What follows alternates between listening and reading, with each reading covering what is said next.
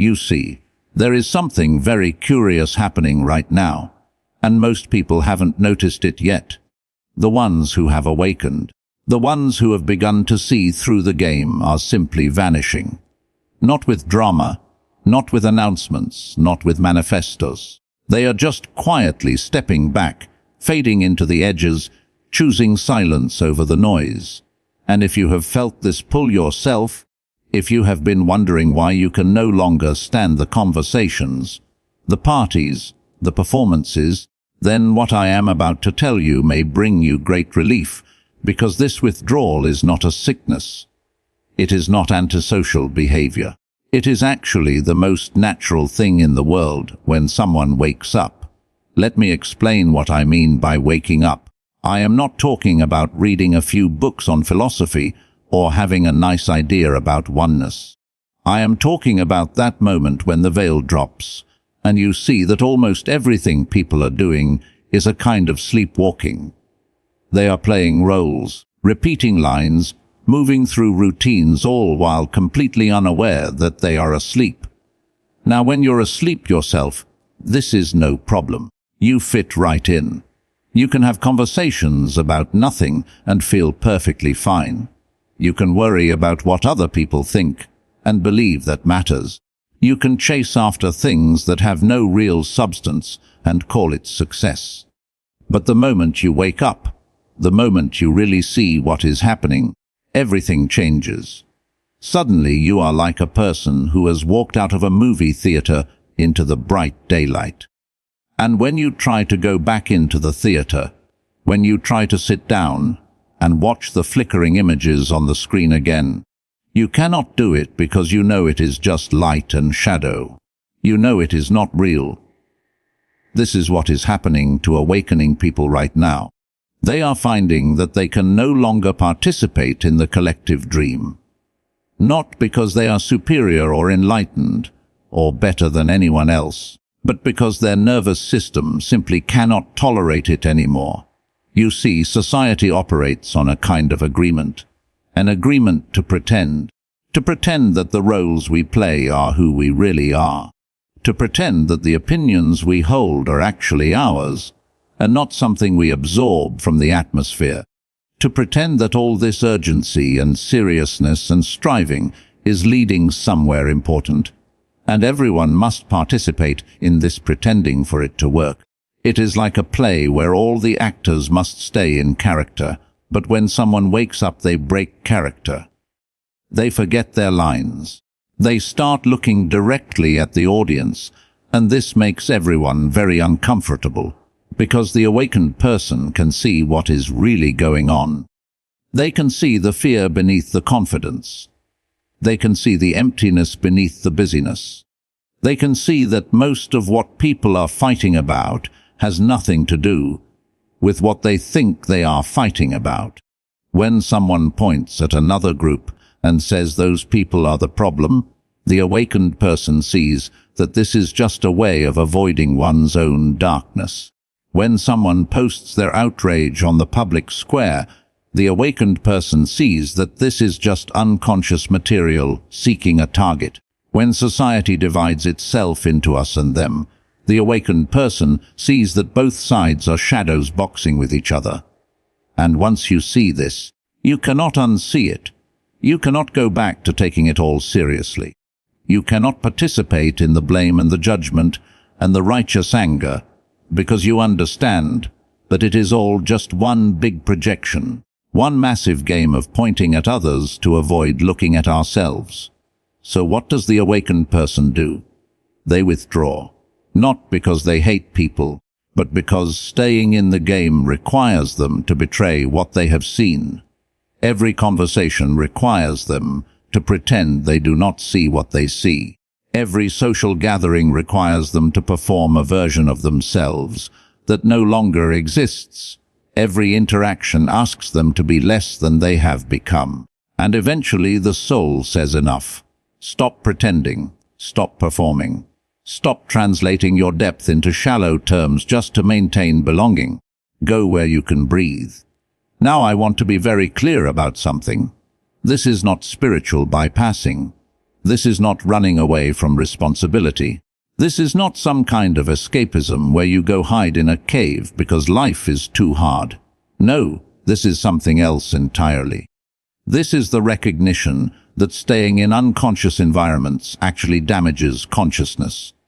It is like asking a plant to grow in the dark. It can survive for a while, but eventually it will wither. The awakened person discovers that being around unconsciousness is not just uncomfortable, it is depleting. Every time you are surrounded by people who are asleep, you have to work very hard to maintain your own wakefulness. You have to constantly filter out the projections. You have to hold your center while chaos swirls around you. You have to remain clear while everyone else is foggy. And this takes tremendous energy. Invisible energy that no one sees or appreciates. You're doing psychological work that others are not even aware needs to be done. And after a while, you realize that you are spending all your energy just trying to stay conscious in environments that are actively pulling you back to sleep. So you make a choice. You choose consciousness over belonging. You choose truth over acceptance. You choose your own inner clarity over the approval of people who cannot see what you see. And this is when the disappearing begins. First, you leave social media because you realize it is a machine designed to keep people unconscious. Every scroll is an invitation to judgment, comparison, outrage, distraction. For someone who is awakened, it feels like swimming in sewage. So you simply stop. You delete the applications. You stop checking, and suddenly you have hours of life returned to you. Then you start leaving social circles, not with anger or announcements. You just stop showing up because you realize that most social gatherings are performances. People performing their success, their happiness, their opinions, and you can no longer perform. Your authentic self has emerged, and it has no interest in pretending. Then you leave certain relationships, not because you stop caring about people, but because some relationships were built on who you used to be, on the sleeping version of yourself. And now that you have awakened, there is no common ground anymore. You speaking different languages. You are living in different worlds. Then you leave your career. This is often the most difficult one because society has convinced us that our work is our identity. But the awakened person can no longer perform the role that their job requires. They can no longer pretend to care about things that do not matter. They can no longer participate in systems they see through. And so they leave. Sometimes quickly, sometimes slowly, but they leave because staying would mean dying in a different way. It would mean killing the consciousness they have worked so hard to develop. Now let me tell you what happens in this withdrawal, because it is not what most people think. Most people imagine that disappearing from society means becoming isolated, depressed, lonely. But for the awakened person, the opposite happens. In solitude, they finally stop being lonely. You see, there is a difference between loneliness and aloneness. Loneliness is what you feel when you are surrounded by people who do not see you. Aloneness is what you feel when you are finally free to be yourself. When the awakened person withdraws, they discover something extraordinary. They discover that they were never really with other people, even when they were physically surrounded, because real connection requires consciousness meeting consciousness. And when you are awake in a room full of sleeping people, there is no one to meet. But in solitude, in that quiet space, away from the noise and the performance and the projection, you meet yourself. Really meet yourself. Not the version you have been performing, not the role you have been playing, but the actual living, breathing consciousness that you are.